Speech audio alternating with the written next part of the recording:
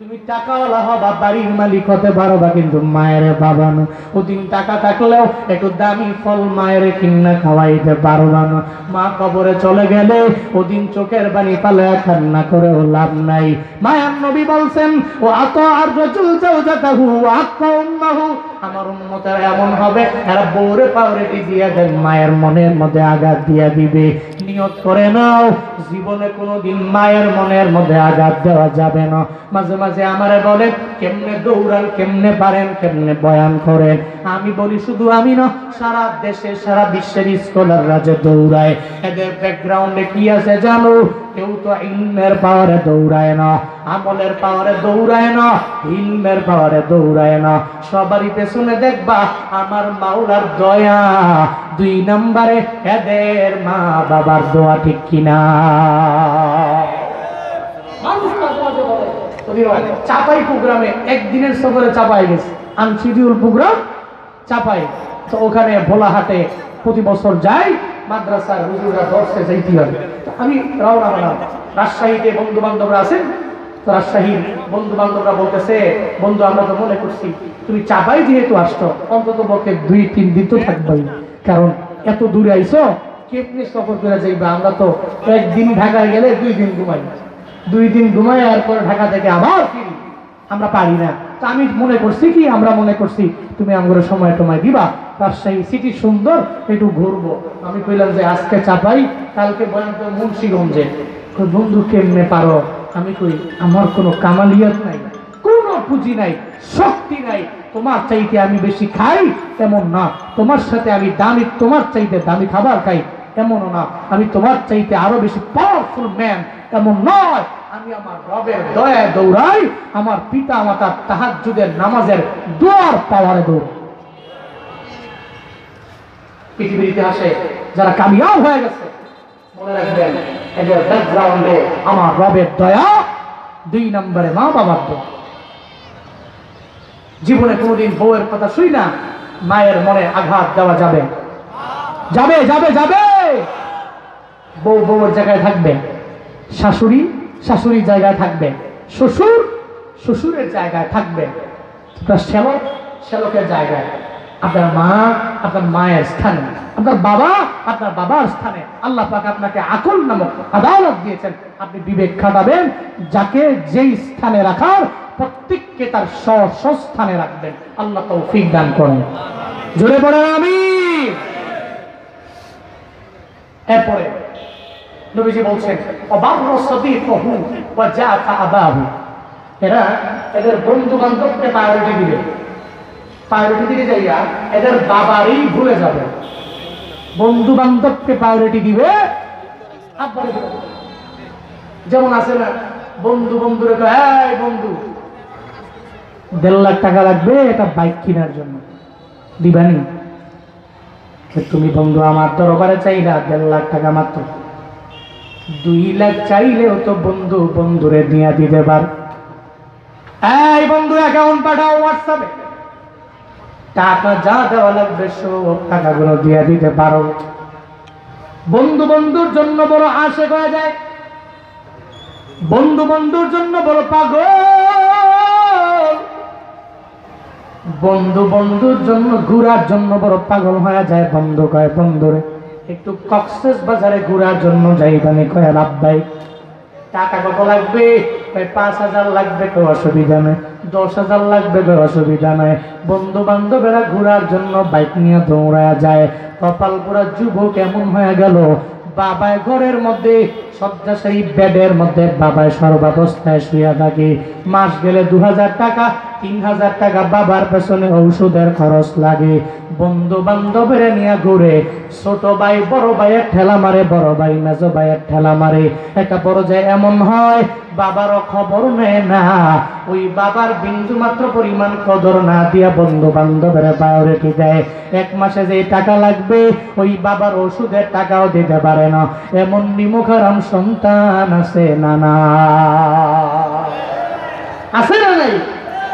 বড় ভাই মেজো ভাই ঠেলা মারে, এই তুই দে। মেজো ভাই 3 নাম্বার ভাই ঠেলা মারে, তুই দে। একটা পর্যায়ে অসুস্থ অবস্থায় বাবা বিদায় নেয়, এই সমস্ত সন্তানেরা আবার বাবার মরণের 40 দিন পরে জিয়াফতের অনুষ্ঠান করে লক্ষ লক্ষ টাকা খরচ করে বাবার জন্য দোয়া দোয়া মাহফিল টাফিল বিভিন্ন কিছু করায়, মরণের আগে খবর নাই, মরণের পরে জিয়াফত আছে না নাই? আবার এসব কথা বললেই কয় কি ওহাবিরা খাইতেও পারে না, আমরা খাই খালি ফতুয়া মারে। ওহাবিরা জিলাপি খাইতে পারে না ডায়াবেটিসের কারণে, আমরা খাই তাকে জল। আরে বাপ, এটা কোনো কথা হইল? বাবার কোনো খবর নেই না, মরণের আগে খবর নাই, মরণের পরে ওরে সুবহানাল্লাহ কয় পুরা এলাকার মধ্যে আমার বাবার মেজবানিটা সবচেয়ে বড় মেজবানি। 1.5 লাখ 2 লাখ 3 লাখ 5 লাখ খরচ করে মৃত্যুর পরে নিয়ে বাবারে সাহায্য করে মনে হয়, কয় বাবার জন্য একটা দোয়া দাও, বড় অনুষ্ঠান দাও, বড় মেজবানি।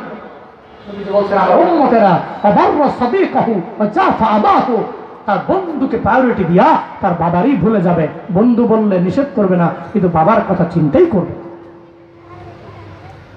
এরপর নবীজি বলেন ওয়াত্তাফাতিল নাসওয়াতু ফিল মাসাজিদ,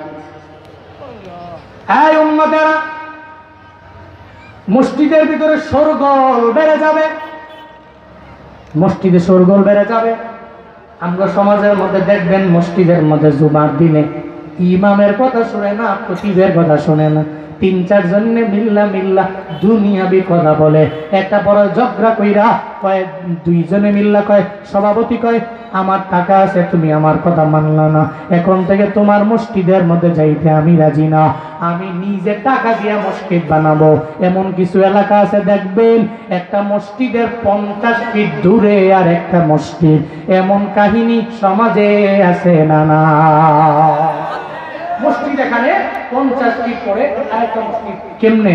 কয় জুমার দিনে ঝগড়া আছে, ঝগড়া লেগে সভাপতি কয় আমার খাবার জানো, টাকা আছে জানো না, আমার কথার উপরে দিয়ে কথা কইছ, কয় কি এই ইমাম বাদ দে। দল হয়ে গেছে 2টা, এক দল কয় না ইমাম থাকবে, আর এক দল কয় না ইমাম থাকতে পারবে না। একটা পর্যায়ে দল হইয়া মসজিদ থেকে বের হয়ে যায় 50 ফিট দূরে কয় তোর মসজিদে নামাজ না পড়লে কি হইব, আমাকে টাকা নেই, আমি মসজিদ বানাই। জোর কইরা টাকার বলে মসজিদ বানায়, 50 ফিট দূরে দূরে মসজিদ। নবীজি বলছেন উম্মতের এমন একটা হালাত হবে, মাসাজিদুহুম আমিরা ওয়া হিয়া খারাবুম মিনাল হুদা, এদের মসজিদগুলো হবে বড় সুন্দর, এত সুন্দর, ওয়া হিয়া খারাবুম মিনাল হুদা, কিন্তু মসজিদের মধ্যে মুসল্লি খুঁজে পাওয়া যাবে।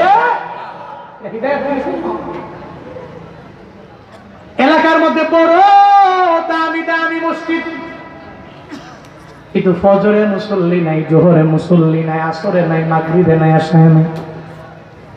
হুজুর বয়ান করেন বড় মজা, বয়ান মজা লাগে, শান্তি লাগে, বড় বড় মাহফিল দিয়া দেন, সব বক্তাদের দাওয়াত দেন, মজা লাগে, কিন্তু ঠান্ডা পানি দিয়ে ওযু বানাইয়া ফজরের নামাজ পড়তে মজা লাগে না, জোহর পড়তে ভালো লাগে না, আসর মাগরিব এশা পড়তে ভালো লাগে না। ও আল্লাহর বান্দারা, নিজের 5 ওয়াক্ত নামাজি আগে বানানো লাগবে, মসজিদগুলো মুসল্লি দিয়া ভরপুর বানায় নাও, তাইলেই তো মসজিদের হক পরিপূর্ণ আদায় হবে। কিন্তু কপাল পোড়া মুসলমানেরা কি যেন এমন হয়ে গেল, এই এলাকায় হিন্দু আছে না নাই? আসেনি? হিন্দু যে মুদি দোকানে যায়, মুসলমান সেই মুদি দোকানে যায়। শুধু তাই না, হিন্দু মুদি দোকানে গেল, হিন্দু মাঝে মাঝে পাঞ্জাবি পরে, মুসলমানও পাঞ্জাবি পরে। আবার দেখবেন হিন্দুরও গালের মধ্যে দাড়ি আছে, দেখবেন মাঝে মাঝে দেখবেন মুসলমানের গালে যেমন দাড়ি, হিন্দুর গালেও দাড়ি। যেমন রবীন্দ্রনাথ ঠাকুর দাড়ি অনেক বড়, এর মানে মুসলমান হয়ে গেল এমন না। তাহলে মুসলমানও সব করে, হিন্দুও তো তাই করে, যেই মুদি দোকানে যায় হিন্দুও সেই মুদি দোকানের মধ্যে যায়। তাইলে এরা 2 জনের মধ্যে পার্থক্য কই। আবার মুসলমানও গরু খায়, মাঝে মাঝে দেখবেন হিন্দুরা পর্যন্ত গরু খায়, আছে না নাই? গরু খায়, মাঝে মাঝে কয় হিন্দুরাও কয় আরে গরুর গোশতের মতো মজা এই পৃথিবীতে কোনো গোশত আছে? হ্যাঁ, এত স্বাদকে গরুর গোশত স্বাদ বেশি, মজা বেশি, এর চাইতে আমার মনে হয় পৃথিবীতে স্বাদের গোশত আর হতে। একদিন আমি বাড়ি থেকে বের হচ্ছি, এলাকায় অনেক হিন্দু আছে, আমার বাজারে কয় হুজুর কই যান? আমি মাহফিলে যাই। মাঝে মাঝে কি আম করে নেওয়া যায় না? আমি কেন হিন্দু মানুষ, ইন্নামাল মুশরিকুনা নাজাস, আপনি অপবিত্র। পবিত্র হতে হবে। মাহফিল পবিত্র স্থান, ওখানে মুসলমানরা আছে পবিত্র হয় না। মন চায় আপনাদের লোক গেলে আমি জানি যে খাওয়ান বালা, মানে বাংলাদেশের মানুষ আর কিছু জানুক বা না জানুক এতটুকু জানে যে হুজুরের খাওয়ান বালা, ঠিক কিনা? হুজুরেরা বেতন পায় 5, 6, 10, 12, 15,000, 20,000। খোদা কা কসম করে বলি হুজুরদের মতো শান্তিতে এই পৃথিবীতে আর একটাও নাই। চিল্লা কও ঠিক কিনা? পরিবার কথা শুনে, বউ কথা শুনে, বিবি কথা শুনে, সন্তান কথা শুনে শান্তি আর সুকুন রহমত দিয়ে পুরো পরিবারটা ভরপুর করে দেন কে? আল্লাহ। আরো জোরে বলেন কে? হালালে বরকত আছে। তোর হুজুরকে খাওয়ান বানা এতটুকু জানাস। তা আমি কই অনেক গেলে তো গরু গোস্ত দিবে, তা বলি হিন্দু গরু গোস্ত খাবেন না তো। হুজুর আপনার তো আমি কইতে আছি আমার নেওয়ার লেগা, উদ্দেশ্য হইল গরু গোস্তই খাবো। উদ্দেশ্য কি? গরু গোস্তই তো খাবো, গরু গোস্ত খাওয়ার লেগে তবে নিবে না। মানে এর মানে বোঝা গেল হিন্দুও গরু খায়, মুসলমানও গরু খায়। Where is difference? পার্থক্য কই? একটা হিন্দু আজান দিলে জীবনেও কোনোদিন নামাজের মধ্যে যায় না, আর মুসলমানের বলা লাগবে না, মুসলমান আজান দিলে দৌড়াইয়া নামাজে যাবে, ঠিক কিনা? আজান হয়ে গেলে আমার দোকানের শাটার বন্ধ হয়ে যাবে, জোহরের নামাজে আমি দৌড়ে যাব। আসরের আজান হয়ে গেলে শাটার বন্ধ করে দৌড়াইয়া আমি নামাজে চলে যাব। আমার দোকান বন্ধ, আমার কাজ কাম বন্ধ, আমার ব্যবসা বাণিজ্য বন্ধ হয়ে যাবে, আমি দৌড়াইয়া চলে যাব মসজিদের মধ্যে। এটাই তো মুসলমানের কাজ হতে পারে। নবীজি বলেন আমার উম্মতের এমন একটা সময় চলে আসবে, উম্মতেরা মসজিদের মধ্যে সরগোল বেড়ে যাবে, মসজিদের সংখ্যা বাড়বে, কিন্তু এটা খরাবুন মিনাল হুদা, হেদায়েত থেকে পরিপূর্ণ হেদায়েত থেকে শূন্য হয়ে যাবে। এরপর রাহমাতুল্লিল আলামিন বলেন وكان زعيم القوم يرزلهم, সম্প্রদায়ের লিড দিবে এমন বকলম নেতা, এমন নেতারে সম্প্রদায়ের নেতা বানানো হবে, এমন ব্যক্তিরে বানানো হবে যেই ব্যক্তির ইলমুদ্দিনও নাই, ইলমুদ দুনিয়াও নাই, মাদ্রাসার বারান্দায় যায় নাই, স্কুল কলেজের বারান্দায় জীবনেও যায় নাই। দেখবেন সমাজে এমন মূর্খরাই সমাজের লিড দেয়, ঠিক কিনা? মূর্খ সে সমাজ গড়ে, সে কওমের লিডার, সম্প্রদায়ের বড় নেতা। এমন সময়টা কি আমাদের সমাজে আসছে কি আসে নাই? কথা বলেন কেন? আসছে কি আসে নাই? ওখানে জাইমুল কওম আরজালাহু, নবীজি বলছেন তা কওমের নেতা তাকে বানানো হবে, তাকে সম্মান করা হবে এমন ব্যক্তি যার ভিতরে ন্যূনতম পরিমাণ জ্ঞান নাই। বকলম ব্যক্তিটা সমাজের লিড দিবে, এটা তো কিয়ামতের আলামত। এরপর নবীজি বলছেন ওয়াকরিমার রাজুল মাখাফাতা শাররি, ব্যক্তিকে সম্মান করা হবে এই ভয়ে যে আমার এই ব্যক্তিটা কোনো ক্ষতি করে ফেলবে, ওকে সম্মান করা না হলে সে আমার ক্ষতি করবে, এই ভয়ে ব্যক্তিকে সম্মান করা হবে। আমার এলাকার এমপির নাম যদি আমি পোস্টারের উপরে না দেই, তাহলে আমার মাহফিলের পারমিশন পাওয়া যাবে না, অনুমতি পাওয়া যাবে না। এমন একটা হালাত হয়ে গেল, আমার এলাকার বড় লিডার, ওর নাম যদি উপরে না দেয় তাহলে আমার মাহফিল হবে না, পারমিশনও দেওয়া হবে না, আমার অনুমতিও দেওয়া হবে না। আমার এলাকায় একটা বড় মাহফিল হয়, প্রতি বছরে মাহফিলটা বড় হইতো। একটা পর্যায়ে ওই মাহফিলে বাংলাদেশের একজন পরিচিত আলোচককে দাওয়াত দেওয়া হলো, ওনার নামটাও পরে এলাকার এমপির নামটা নিচে দেওয়ার কারণে একজন ব্যক্তি পোস্টারটা ছিঁড়ে ফেললো। হঠাৎ করে এলাকার লোকেরা, ওই কমিটিরা খেপে গেল, আমার পোস্টার তুমি কেন ছিঁড়লা?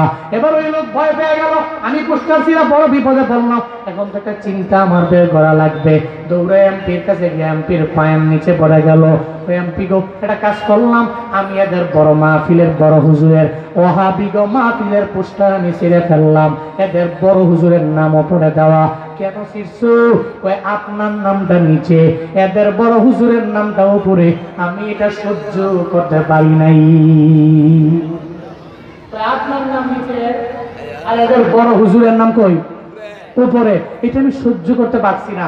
আর এই যে ব্যক্তিটা উনি নিজেকে একজন আলেম দাবি করে এবং একটা মসজিদের ইমামও, পরে উলামা লীগ কি লীগ করে, হ্যাঁ যা মন চায় তাই করুক, হ্যাঁ ওলামা লীগ করুক, অথবা জাহান্নামে যাক, জান্নাতে যাক, যেন মন করে না যাক, কিন্তু বেচারা মাহফিল করবে। এই মাহফিলের পোস্টার ছিঁড়ার একজন আলেম হয়ে, একজন জ্ঞানী ব্যক্তি হয়ে একজন মাহফিল করতেছে, পোস্টার দিকে ছিঁড়া। এটা তো করে হচ্ছে অবুঝ ছেলেরা, যারা বুঝে না, কদর জানে না, সম্মান করতে পারে না। সে তো বুঝবান মানুষ, সে তো নিজেকে আলেম দাবি করে, সে তো ইমাম, একটা মসজিদে নামাজ পড়ায়, আবার খুতবাও দেয়। এই ব্যক্তি শীর্ষে বিপদে তো পড়ে গেছে, মানুষে কি জব দিব, এমপির কাছে গিয়া মোটামুটি দামি কুমিল্লার মাতৃভান্ডার নিছে, দামি দামি মাছ কিনা এমপির কাছে গিয়া কয় কামারটা করে লাইছি, সিরিয়াল লাইছি। কেন শীর্ষ? আমনের নামটা নিচে দিছে তারা, তাকে হুজুরের নামটা উপরে দিছে, এটা মানতাম পারছি না। তো ভালো করছো, কও কি তুমি আমার এত ভক্ত হয়ে গেছো না, আমার নাম নিচে দেখার পরে পোস্টার শীর্ষ, যাও তোমার শেল্টার যা দেওয়ার আমি দিব। উল্টো ওই মাহফিলের কমিটির কোনো দোষ নাই, বক্তাও কোনো অন্যায়, কোনো অবিচার করছে, জুলুম করছে, বক্তা উল্টাপাল্টা করছে, এমনও কোনো দোষ নাই। ওই মাহফিল বন্ধ কইরা ওই হুজুরের তো কোনো বিচারই হয় নাই, উল্টা মাহফিল কমিটিকে একদিনের জন্য জিন্দানখানায় নিয়ে বন্দী করা হয়েছে। ব্যক্তিকে সম্মান করা হবে এই ভয়ে যে এই ব্যক্তির নাম না দিলে আমার মাহফিলে ক্ষতি হবে, আমার মসজিদ বন্ধ হবে, আমার মাদ্রাসা তারা মারবে। এই জন্য এই ব্যক্তিকে সম্মান করা হবে। এই সময়টা আমাদের সোসাইটিতে আসছে কি আসে নাই? সবাই বলতে হবে আসছে কি আসে নাই? এরপর নবীজি বলছেন অশরী বাতিল খুমু, আমার উম্মতের মাঝে মদ বেড়ে যাবে, এরা মদ্যপান বেশি করবে। মদ খায়া টাল হইয়া বিবিরে যায় কবে আম্মা, আম্মারে যায় কবে বউ। মদ খেলে তো এমনই, দুই বন্ধু ঢাকা শহরে মদ খায়া কাঁধে কাঁধ মিলে দুই বন্ধু হাঁটতেছে। তো একটা পর্যায়ে বন্ধু বন্ধু গুলিস্তানের 10 তলাই বড় বিল্ডিং গুলো রাস্তার মাঝে কেমনে আগে মদ করতো দুইজনই। এক বন্ধু আরেক বন্ধু কয় রাস্তার মাঝখানে, হে বন্ধু কয় হ্যাঁ হাসাই তো। বন্ধু তুমি তো হাসাই বুঝছো, 10 তলা বিল্ডিং গুলো থাকবে রাস্তার পাশে, এটা মাঝখানে গে চলো দুইজনে মিলে ধাক্কায় সোজা করে দিই, রাস্তার পাশে নিয়ে দিই। দুইজনে মিললে মদ খায় তাল হয়ে এমন দূরে ঢাকাইতেছে, বিল্ডিং সরে এলাম, বিল্ডিং ঢাকায় একটু পরে দেখে গেছে শুনলে ঘাম দিয়ে লাগছে, গরম না, মদ টদ খাই আইসে আবার ঠেলতেছে, ঘাম দিয়ে লাগছে। কয় বন্ধু তুলে কাপড় চোপড় খুইলে আবার ঠেলি, মদ করবো দুই বন্ধু কাপড় চোপড় খুইলা গুলিস্তানের রাস্তার মধ্যে রাখছে। গুলিস্তানের চোর তো হলো সেত্রা চোর। এর কথা হইলো সিরা জুতা পাইলেও তো নিলে 2 টিয়া বেচলে কে দেয়, সিরা যদি 5-7 পাই এরপরে গুলিস্তানে এগুলো চলে, কোনো অসুবিধা নেই, কালকে দিন হইলেই বেচা যাইব। সুরে করছে কি 2 মদখুরের কাপড় চোপড় লইয়া দিছে, হেরা এই দিক দিয়ে ঠেলতেছে। একটা পর্যায়ে ঠেলতে ঠেলতে এক বন্ধু আরেক বন্ধুর বন্ধু পিছনে দেখ, আমরা ঠেলতে ঠেলতে এত দূরে নিয়ে আইছি এবং কাপড়গুলোও দেখা যায় না। তো ঠেলা বাদ দে, কাপড় বেরা তো বাজে গেল, মদ খায়া তা। এজন্যই এটা হালাল না হারাম? মদ্যপান হালাল না হারাম? ইন্নামাল খামর ওয়াল মাইসির ওয়াল আনসাব ওয়াল আজলাম রিজসুম মিন আমালিশ শাইতান ফাজতানিবুহু। আল্লাহ পাক 4টি আয়াতের মাধ্যমে এই মদকে হারাম করেছেন। আল্লাহ বলছেন ইন্নামাল খামর, মদ, ওয়াল মাইসির জুয়া, ওয়াল আনসাব প্রতিমা, ওয়াল আজলাম লটারি, রিজসুম মিন আমালিশ শাইতান, এটা কোনো মুমিনের কাজ নয়, এটা শয়তানের কাজ। ফাজতানিবুহু, তোমরা এগুলা থেকে বিরত থাকো। এই আয়াতের মাধ্যমে আল্লাহ পাক মদকে হারাম করেছেন। এজন্য মদ্যপান কি যারা করি ধরে রাখবো না ছাড়বো? আল্লাহ তৌফিক দান করেন, সকলেই বলি আমিন। ওয়া লুবিসাল হারির, আজান দিচ্ছে।